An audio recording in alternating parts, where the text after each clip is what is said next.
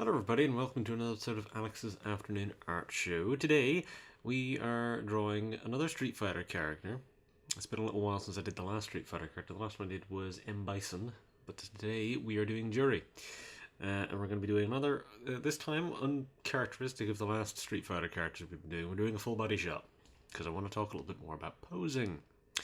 Because posing is one of those things I talk about an awful lot. But this time we've got quite a bit to talk about with the posing because this is a complex pose. So yeah. I will have quite a bit to talk about with posing this time, I think, in theory.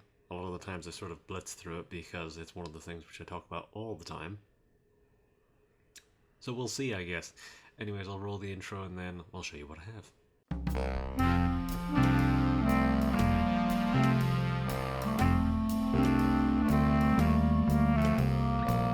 So right, this is what we have. I chose to go with the Street Fighter 6 design. That was another thing which I didn't mention initially. Because, yeah, of the designs, I mean, largely with the more recent Street Fighter drawings I've been largely sticking to the more recent designs, aside from M. Bison. M. Bison was really the only one of the more recent ones which I've done where I've picked a classic design. But, yeah, I think I'll probably be doing some more Street Fighter characters in the future, and I think for the most part, I'll be sort of cherry picking the ones that I like more. I mean, a lot of the times, some characters I prefer the classic design, some characters I prefer the more modern one. With Juri, her more modern design isn't significantly different than her original one in the first place. It's just only slightly different. Now, there's a minor change which I've made here, which I'm going to undo. It was an unintentional change, which is the sort of short vest thing. I'll need to sort of shorten that, I think, because it's just a little too big. It's a little too big and it's very loose, so I'll just need to sort of shorten that and bring it up a little bit, and that's really all I need to change about that. I think I might need to have a think about the sort of baggy, I don't know what to call them other than chaps. They're kind of chaps. The sort of baggy extra pieces here that sit over the legs, over the sort of tights underneath. I might need to trim those in a little bit, but they're about as big as they appear in a lot of the art and in game. So I think these are probably fine. I probably don't actually have to adjust those very much. But that's all really the design stuff which I'd need to change. If I'm bringing the vest in, if I'm shortening that, I'll need to probably end up thinking more about the tape, about where that's positioned. But yeah. So right, anyways, posing. So yes, posing can be challenging, especially whenever you have every single limb doing something different. Now that's a thing which I've done here, of where every limb is doing something different. This leg, the one that's standing her, she's on her tippy toes, and then this leg is mostly straight, then she has the other leg crooked out in front, which is part of the sort of pose that she's normally in, the sort of fighting pose where she typically has one leg out, just sort of dangling. Then she has one hand resting on her back, and then another hand up and crooked over the back of her head. So, yeah. Generally speaking, whenever you're posing a character, you want to think about why would they be posed like that. Now, typically speaking, whenever I went into doing this drawing, whenever I was doing the base sketch, I thought to myself, okay, how is Juri normally posed?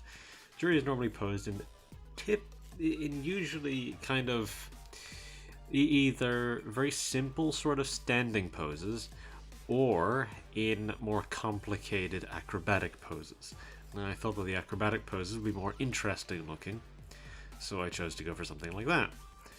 A lot of the poses are more kind of simple standing poses, sort of like one hand on the hip sort of thing, or like slightly bending forward or stuff like that. Stuff which isn't too crazy, which would be very easy to do, which I could have done that instead, but here we are.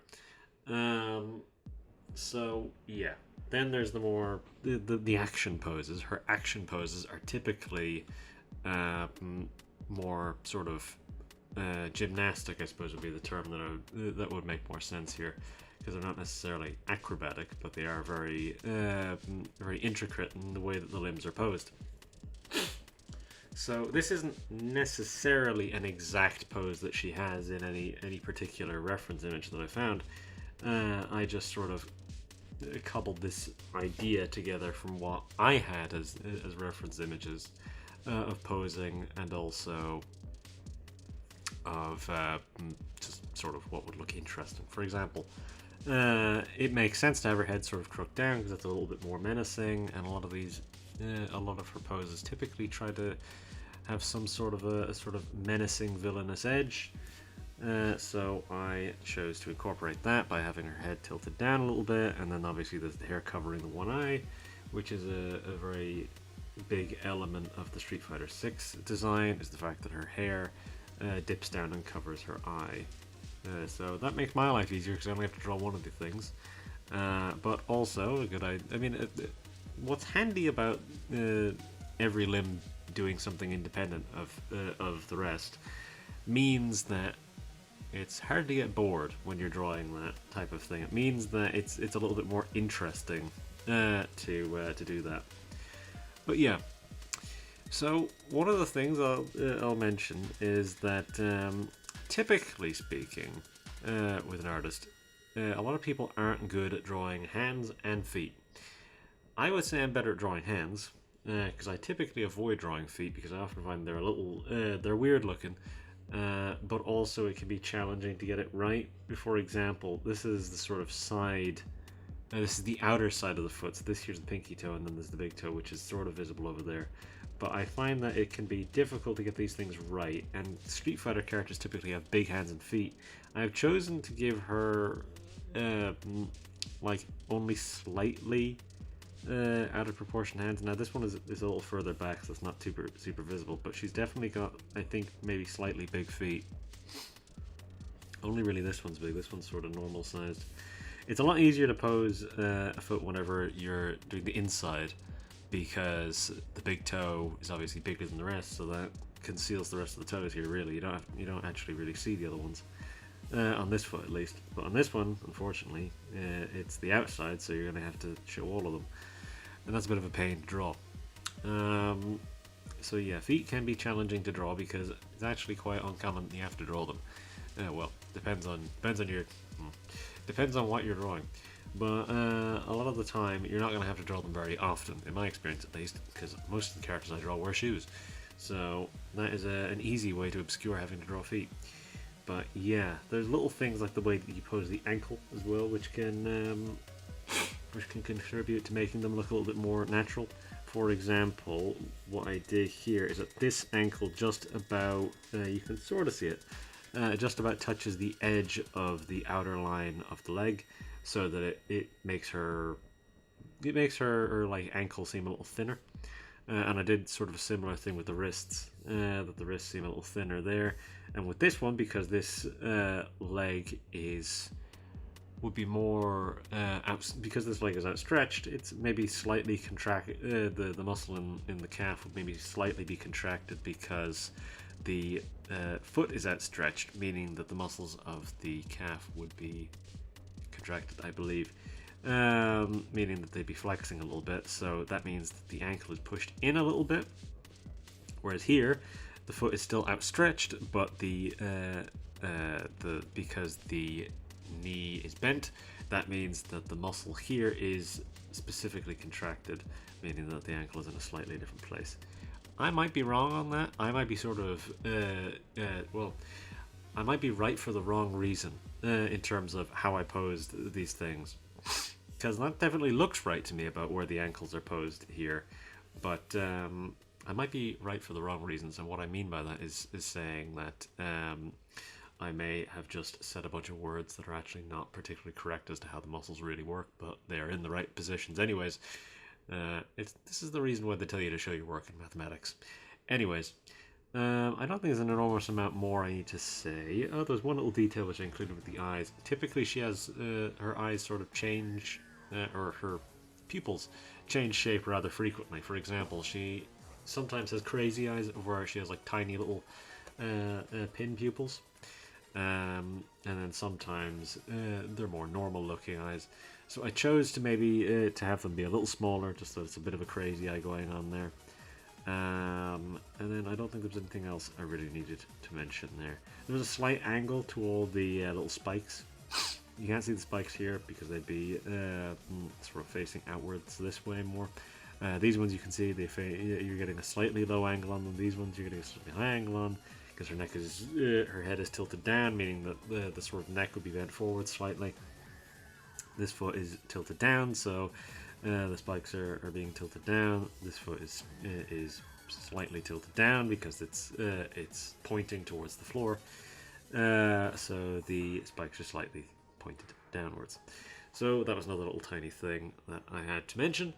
I don't think there's anything else I need to go over too much here. The hairstyle was a little challenging to draw because it is an unusual hairstyle.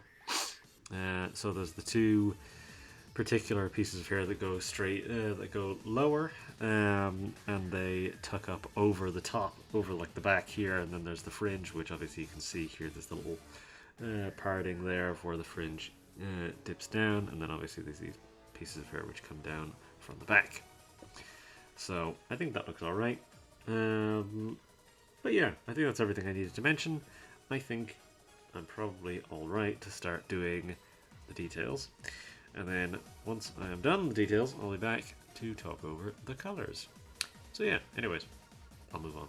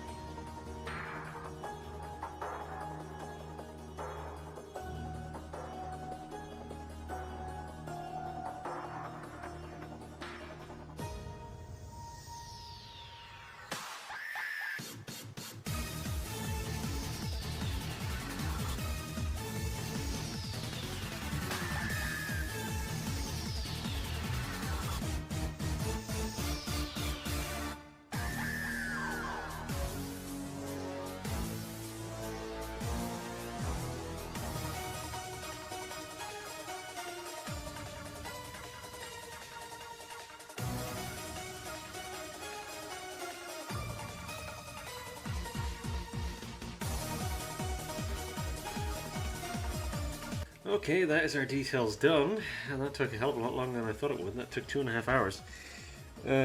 This is what happens whenever you have a complex pose, which has a lot of different things going on in it. Especially whenever you have to taper in something like the vest here. I had to change that quite a bit. Right. So now we're onto the colors. We'll see, because yeah, it got very dark very early today. I've had that light on for most of the recording at this point, but anyways, we'll move on. Yeah, so most of her colors are very neon, so a lot of this actually shouldn't be too bad. And a lot of the colors are shared across a lot of things. For example, the nail polish that she has on her nails, fingers and toes, is the exact same color as the spikes, as well as the zipper on the trousers, and then also the seam on the side of the trouser here, and the pink. I'll probably have to put a different color pink in the hair to the one that's on everything else, because that's mostly an accent color as well. There's not very much white in there. It's mostly black, really. I suppose in terms of surface area, yeah, it is mostly black. But yeah, okay. I'm not sure what I'm going to do in terms of the background, because I'm going to need to think of that. I think I'll probably just have it be mostly a flat color. Have it be like a pink or something for the background, some sort of thing like that. Well, I could have it be... that's not a bad idea.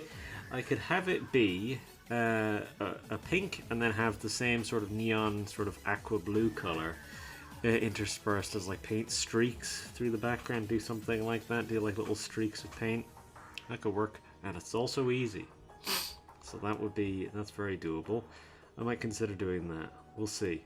Okay, that's an idea. I'll come back to that later. Well, I'll probably do it during this section anyway, so we'll see. If I choose to do that, I'll be doing it during this section. Yeah, okay, that could work. Just that it's not a flat color, because having it be a flat color isn't enormously interesting, but it's, yeah, okay, that could work. Okay, I think we know what we're doing. So yeah, our colors are going to be fairly bright, because they're all very neon colors. Again, the blue and the pink especially are very neon colors, and they're shared across a lot of the design, so there shouldn't actually have to be a ton of different colors. In theory, this should be reasonably quick, because yeah, I don't have to do too many of these colors.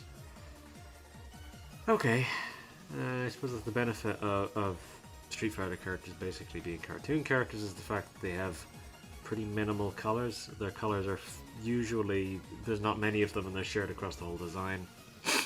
For example, here there's only the one shade of white, there's only the one shade of black, there's only the one shade of pink, and the one shade of blue. That's kind of the same thing across everything else. Then there's obviously the skin tones, but her eyes are also pink, so I can probably reuse that color for the hair color, maybe something like that. And her lips are also pink, however, that's a bit of a duller shade from what I'm looking at here. That appears to definitely be a duller shade of pink than what's in the rest of the costume. Yeah. Okay. Okay. Yeah. Alright, I think we're good to continue.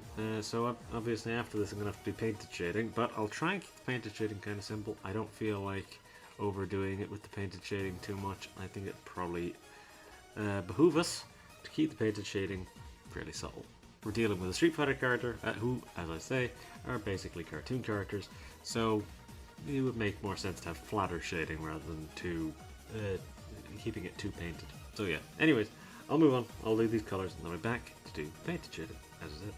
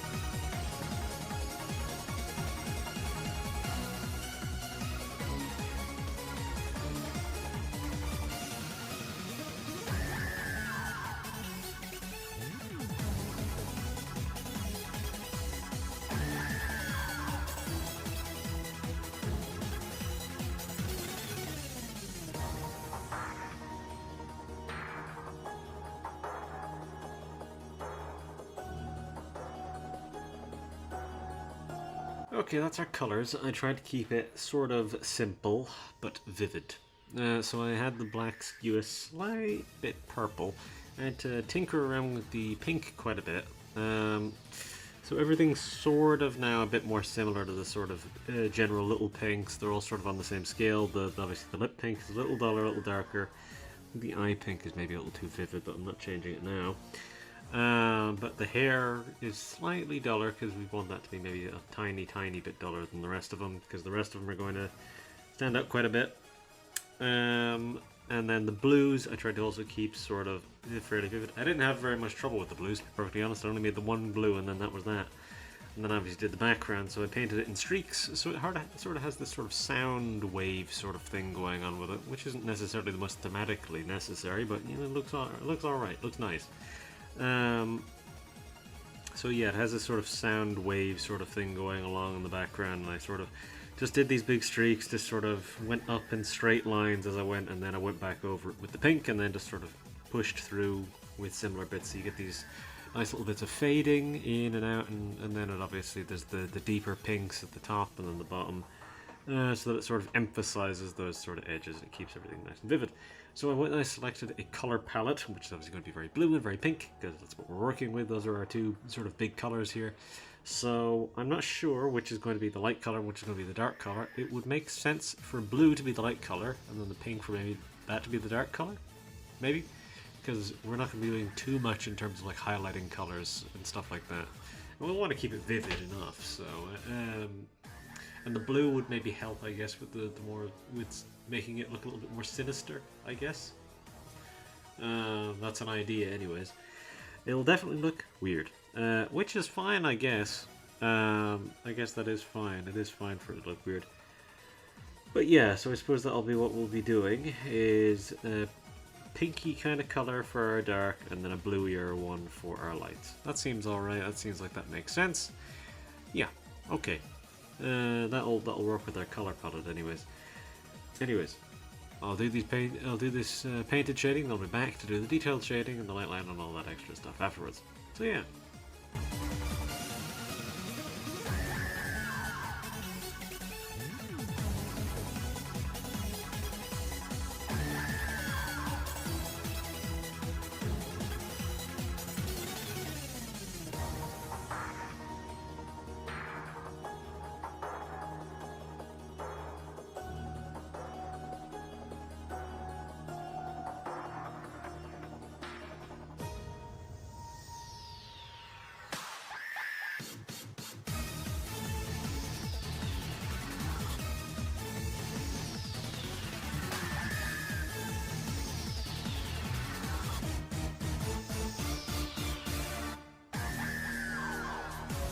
Okay, so that is our painted shading done. So now it is time for detailed shading, the light line, and our first gradient map. Now all that stuff shouldn't take very long. We're already at the 4-hour mark, so I'm hoping that it doesn't take very long, because I would like to get this wrapped up pretty soon, because yeah, this has been quite a long one. Not unanticipated, but again, I prefer to get them done as quickly as possible, because they can be time consuming. I chose not to do any painted shading on the blue, because I felt like it didn't cover enough surface area to really necessitate it. And I gave a light little bit of sheen to the black, because the stuff that's on the black that's on the body is like a sort of, it looks like kind of like tape is kind of how I would describe it. It's kind of like a tapey kind of material, where it's quite shiny in that sense. And then the trousers have a light little bit of that to them as well, very light. So I kept it sort of a little bit more subtle on the trousers, bit of a harder white edge on the tapey stuff. But yeah, I chose not to paint the blue just because it doesn't really cover much area. So I felt like it would just save me some time to not do that. But yeah, so I don't think I was thinking of doing maybe like a colorful gradient map, but I felt like maybe no, it wouldn't be necessary. I think given the sort of more vivid color palette we've already got, it would make more sense to do just a white gradient map. Just as I say, yeah, to sort of Stick with a white light line because we're going to be having a very vivid gradient map, most likely. So yeah, you would have seen me do this anyways. But there's the light source is somewhere like in this direction generally. So the light hits up here, and then you obviously get those hard shadows underneath the brow, and then that sort of you get a little bit of light along the cheeks and as it hits the nose. But like most of the back is in like a bit of a deeper, darker shadow. So I'm going to try and emphasize that with my detailed shading, and then yeah, I'll try and just get some highlights in there as well.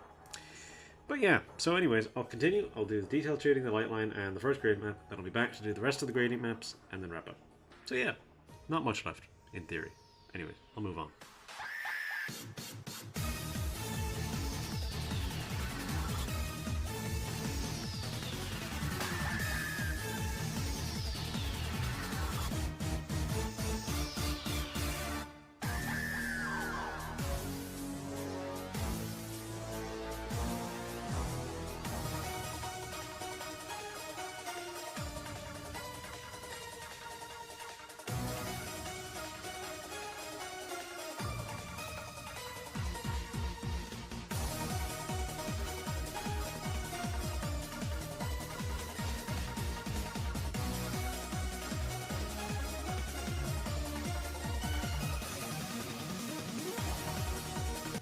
Okay, that's our detailed shading, light line, and first gradient map done. It's funny how that gradient map is sort of it's not touching the pink in the background really at all. Like, I mean, here's the comparison. The pink remains pretty much almost exactly the same. It's weird how that's like almost untouched, and the blue here is like quite muted, even though the brightest color is still blue.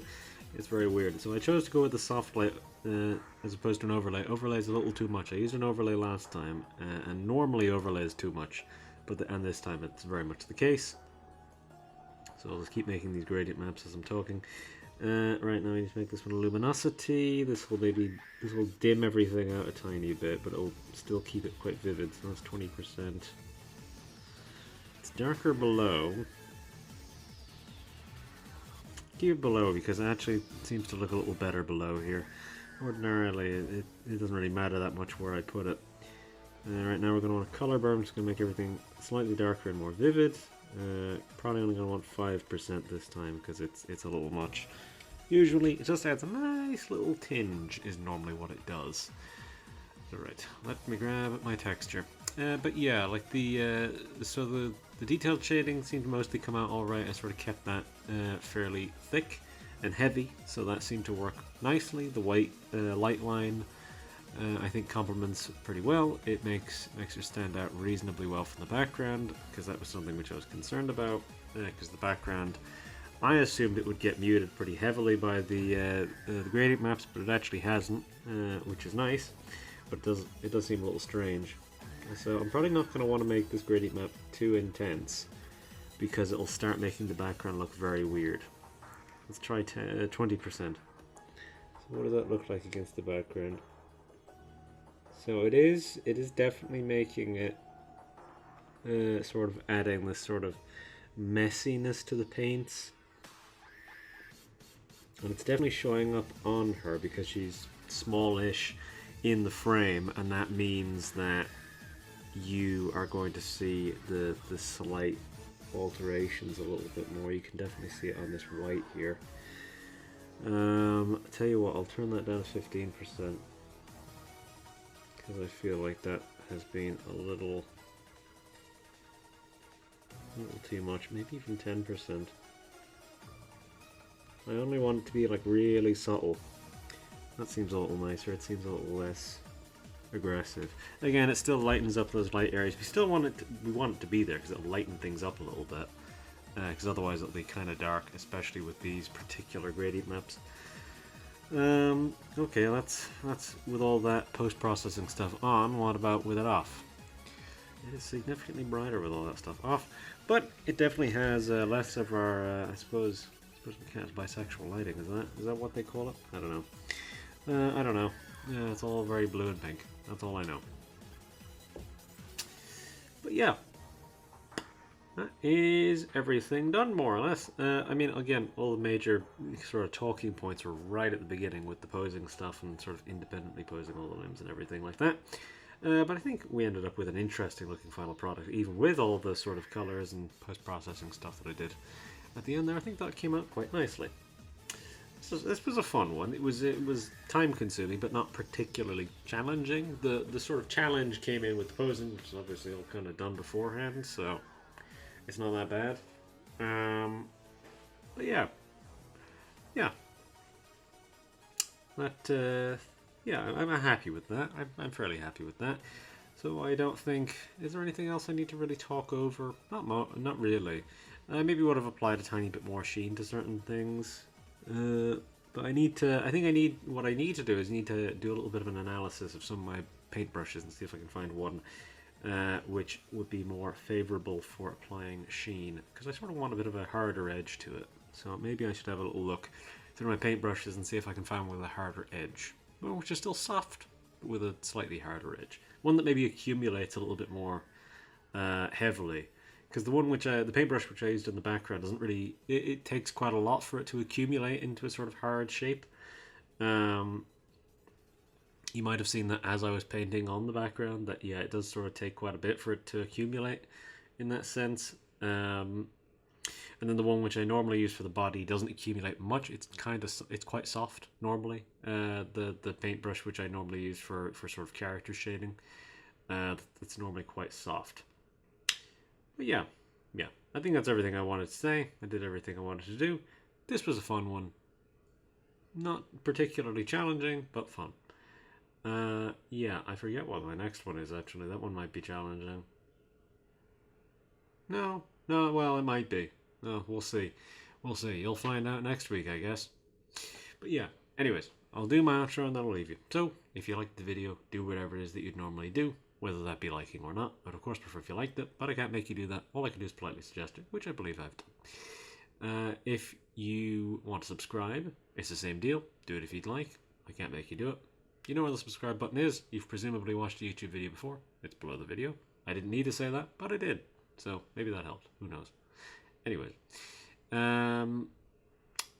if you have a suggestion for what you'd like to see me draw in the future, you could leave a comment, politely worded, or not at all. If you're not going to be polite, just don't do it. Just don't do it. I'd rather you don't do it if you're not going to be polite about it. And yeah, if you choose to watch the next video, I will see you next time. So with all that said, that is us. I'll say goodbye, and then I will depart. So,